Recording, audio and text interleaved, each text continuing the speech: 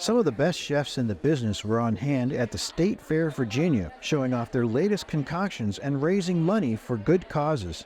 The event, held in stately Meadow Hall at the Meadow Event Park during the State Fair of Virginia, featured chefs who have worked with some of the best-known chefs in the world. Steve Glen, culinary director for Underground Kitchen in Richmond, was a finalist on Gordon Ramsay's Hell's Kitchen show. Glenn tried something adventurous for Taste of Virginia. Today we did a jerk turkey neck on top of a fried rice and cabbage, just because I feel like the State Fair requires something a little bit country, but also elevated at the same time. So I decided to go this route just because it's something a little weird, a little off the cuff, but still delicious, super rich at the same time.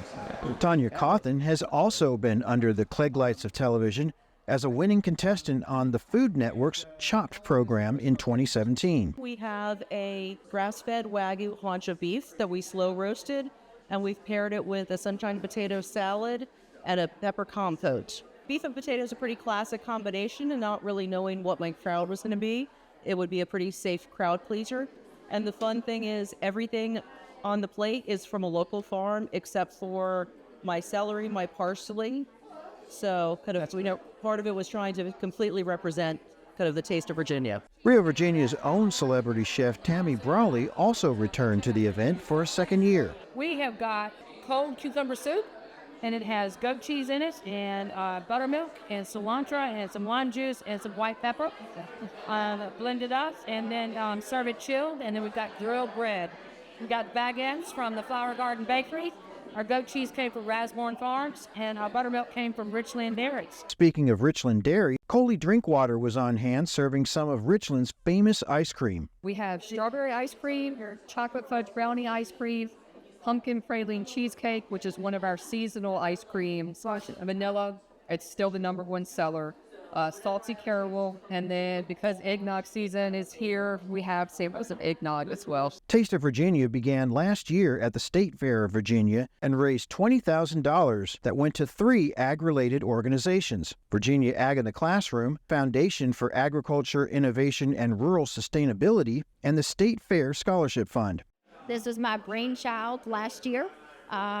We basically reached out to celebrity chefs and connected them with farmers and producers across Virginia. Just thought it was a great idea, an opportunity to not only showcase Virginia's finest products, but to utilize the chefs that have been on network shows to highlight what the end product could be for the products that the farmers are producing. We wanted to take advantage of the State Fair as a great opportunity to bring people in.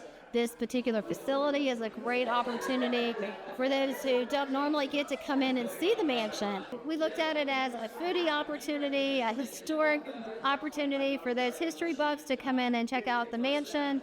While supporting agriculture literacy is important to the chefs, Taste of Virginia is one of many ways they are giving back to their communities. We have 2 sides of the business. We have our nonprofit where we feed daycare centers, senior centers, pretty much anybody who needs food around the city. And then we have our for-profit where we do these super high-end 6-course dinners with wine pairings, beautiful florals, and we do those about twice a month. At this year's Taste of Virginia, patrons could visit a total of 19 stations where chefs, winemakers, and others represented Virginia agriculture, from the Northern Neck to Southside to Points West, offering everything from apple pie to pimento cheese to oysters. So these are all our top shelf oysters. They're grown in floating cages, a system called Flip Farm off of Windmill Point. So if you're going out on the river, you can see our cages. They're floating on the surface, and that's what gives them a beautiful deep cup and a real strong shell. The diversity of offerings at Taste of Virginia helped drive home the point that the Commonwealth is home to a host of delicious and varied cuisines. Happy to be here. This is a great event, and if you've never come out and tried it, put it on your to-do list for next year's State Fair. In Caroline County, Virginia, I'm Burke Moeller reporting.